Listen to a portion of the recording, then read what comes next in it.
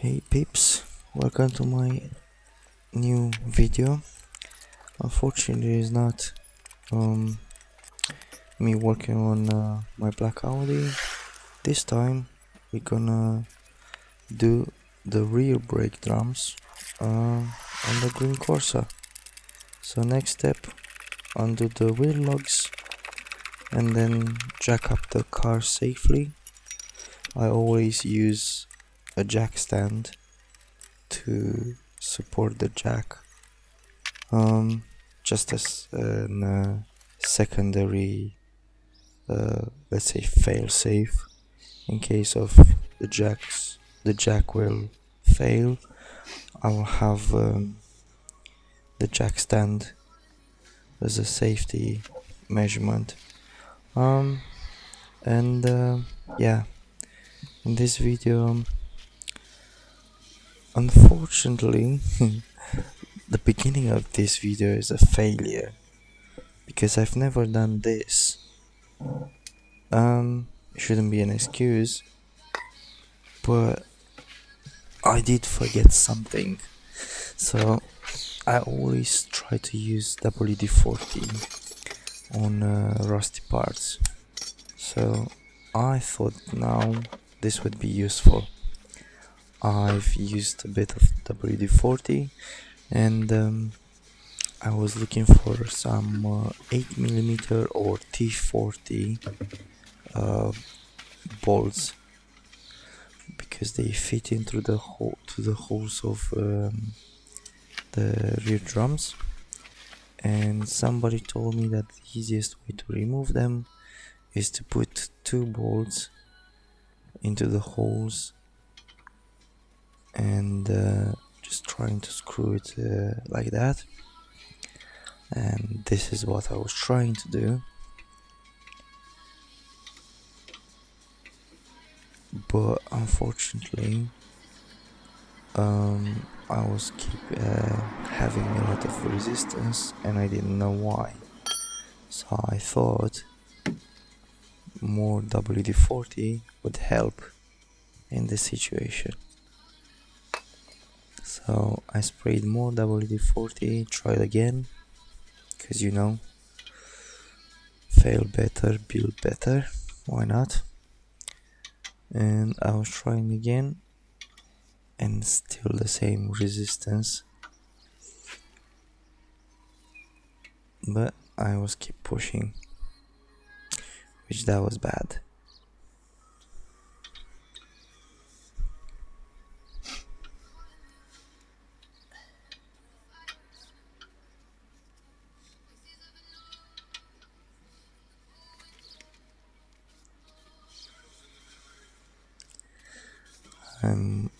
I was undoing the bolt because I was thinking if I go on the upper side of the drum it will just pop off easier, but boy, I was so wrong about this.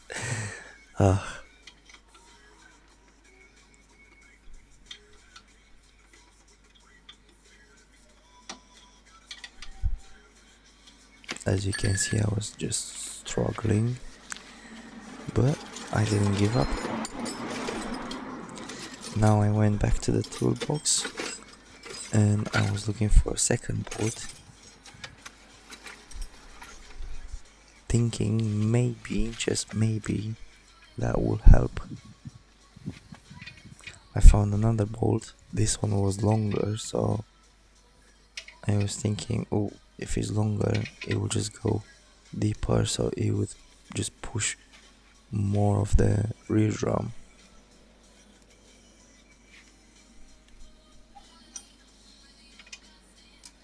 Then unfortunately I've realized the more I was pushing, the rear drums started to crack.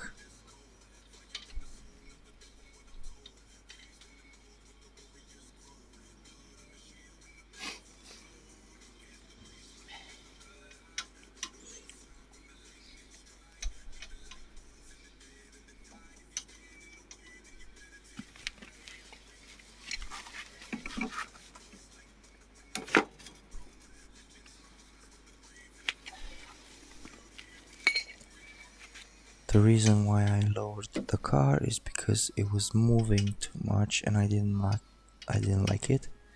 So I lowered the car so the whole weight of the car would go on the jack stand and the jack.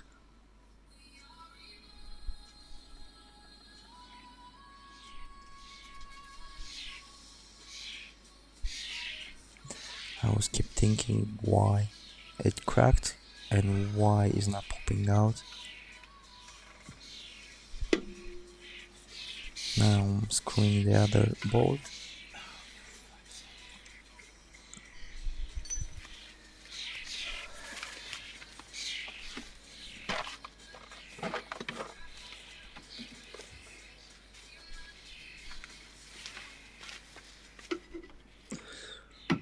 I thought maybe if I'll just hammer a bit, being too rusty, maybe I thought that would help.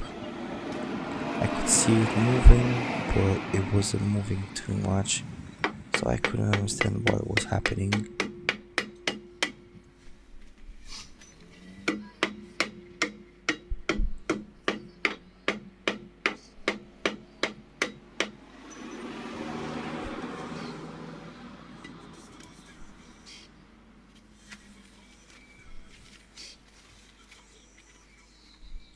And that's when I realized the rear drum doesn't move the whole hub. And that's because I forgot to undo the handbrake. That's why the rear drum wouldn't get off. Because when the handbrake is engaged, the shoes push outwards onto the rear drum. I've never done a rear drum before, so that was my big fail, but I have learned. So now coming back, I thought, would be easier now, which in theory it should be. It should have been, but again, it wouldn't move.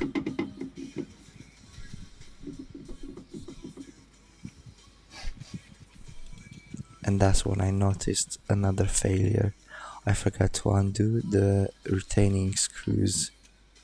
Like the brake discs, the rear drums, they have also the retaining screws. So in order to fully remove the rear drum, you have to disengage the handbrake and remove the retaining screws, and then it just gets off.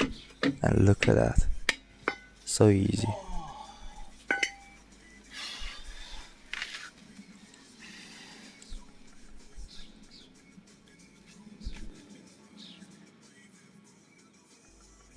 And this is my first time when I see an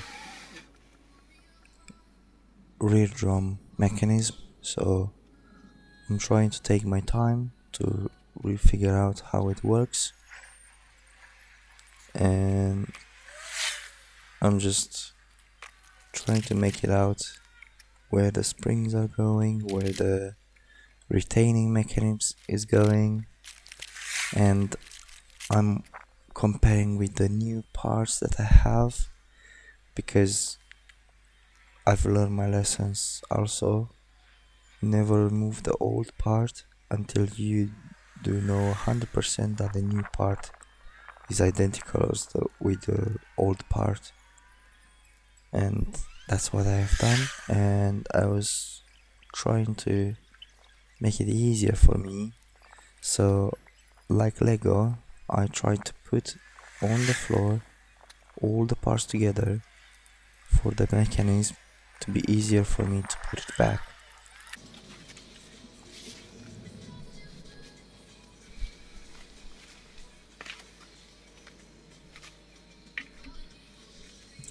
And now the process starts to removing the brake shoes.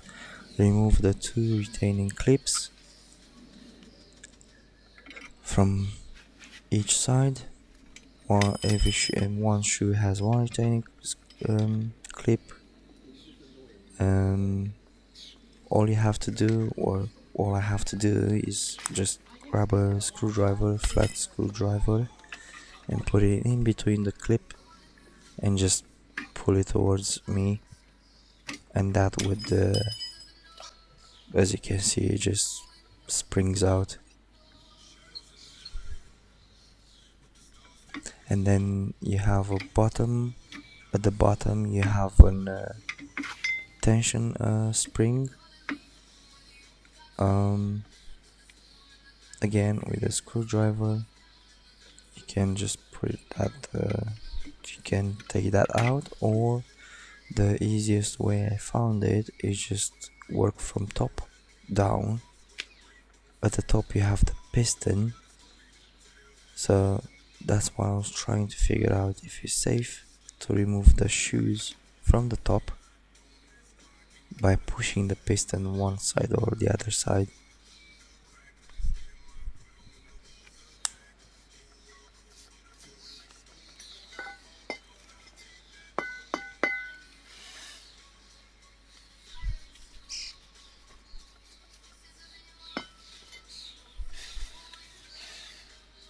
As you can see, a lot of brake dust in the drum.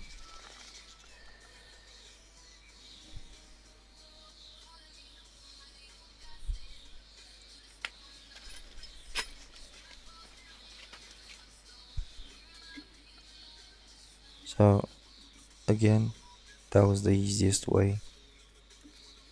Like I said, just push the piston and the brake shoe would move just enough for you to take it out.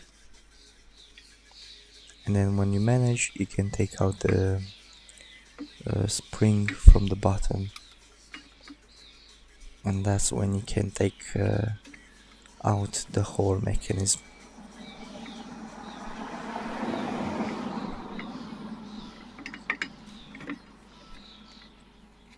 It's a bit of fiddler, but eventually you'll manage to do it.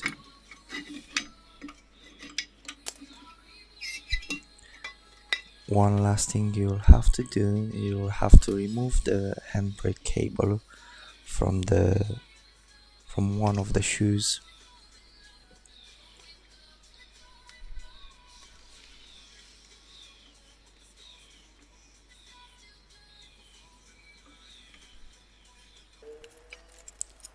And unfortunately I didn't manage to record the whole process. I mean, my camera ran out of battery right now at the end of the process, so unfortunately this side hasn't been recorded completely. But again, this was the side where I have learned how to do it, and it took me about an hour to figure out how to do it properly.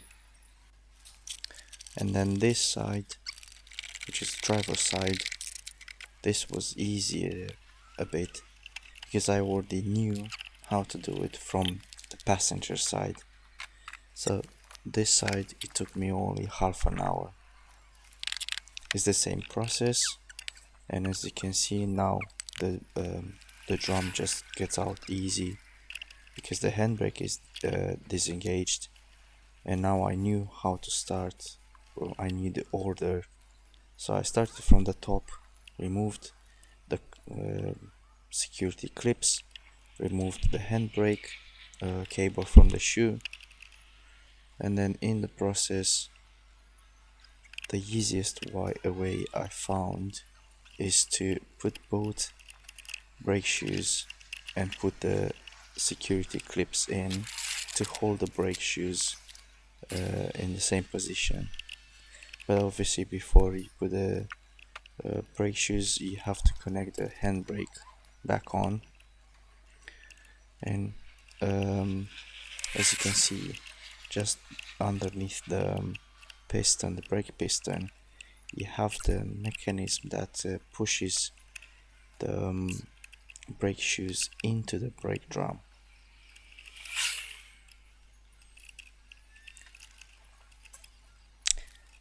And and when you buy a new kit that mechanism is not set it correctly. I did not know that, so because of that I was trying to put the mechanism back, but it wouldn't hold the brake shoes, so I had to remove the brake shoes in order to set up the mechanism properly at this proper length, and then I put back the shoes.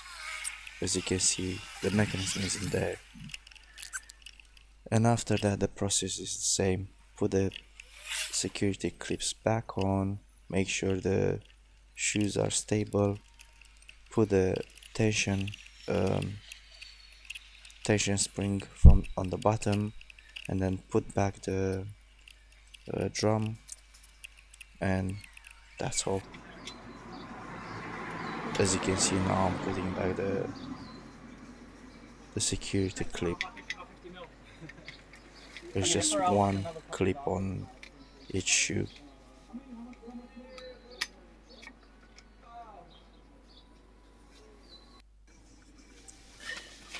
And after everything is done, all you have to do is the same with the brakes on discs, with the pads. You have to pump the brake, and you have to engage and disengage a few times the handbrake. But because of the mechanism that the brake drums have it, you have to engage and disengage the handbrake quite a few times, about 30 times. Otherwise the handbrake will be loose and it won't hold. So as you can see, the brake lights were going on and off, as you can see now. So I was pumping the brakes all this time, and then I went and I opened the bonnet and I looked at the level of the brake fluid in the reservoir. I forgot to record that, but always make sure that you have enough brake fluid in the reservoir. If you have too much, it's not good, because you might break the brake fluid tank. But if you have too low, then air can get in and air can't be compressed, so you'll have spongy brakes, and that's dangerous. So always make sure you have the proper level of the brake fluid. And now I'm just going for a short test drive, just to see if the squeaky noise disappears. And obviously it's the same process as the brakes on the discs. You have to embed the brake shoes to make sure that they sit right on the brake drum. And that's all. This was my first time I've done this, the brake drums. So if you like, thumbs up, and I'm waiting for comments. If you have any suggestions, I'm open for it. I love to learn new things. Thank you very much.